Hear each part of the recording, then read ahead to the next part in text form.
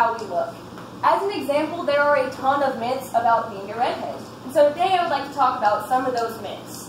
As a redhead myself, along with certain members of my family, we have a lot of knowledge about this. And so today I would like to talk about some of the facts, the science, the history, some of the myths, true or false, and some of the most important people of our history. But first of all, I would like to talk about the science and history because there is a lot about it, such as the redhead gene is actually a mutated gene of the MC1R gene, or the melanocortin -1 gene. Yeah. Because we are lacking part of this gene, we have paler skin, which enables us to have usually more freckles. It also gives us an increased chance of having melanoma, which is a skin cancer. It also causes us to have lighter skin pigments in general.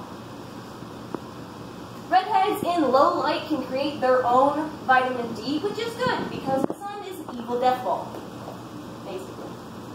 In an experiment, a large amount of people were got together, and it was actually proven about 20% more anesthesia was used to put down a redhead in surgery.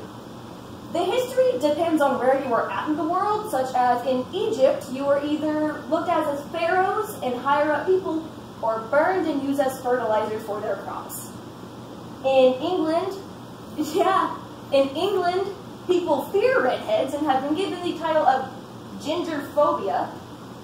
In Corsica, France, if you see a redhead, you spit at their feet and turn the other direction. Russia was named after a red-haired Viking named Rurik, and the name Russia actually means land of the red. And in Denmark, it is actually an honor to have red-haired children. So, yeah.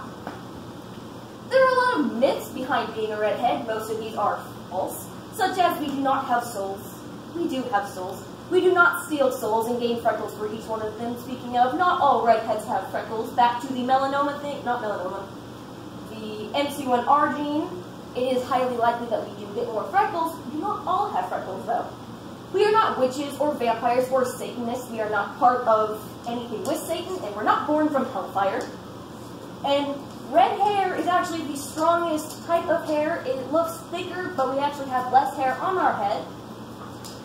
And some of the most important people that you might not know include Alexander Hamilton, living from 1755 to 57, around that, 1804, George Washington, 1732 to 1799, and Bonnie, an Irish girl pirate, roughly 1697 to 1782, Mark Twain, an American author, 1835 to 1910, and Malcolm X, from 1925 to 1965.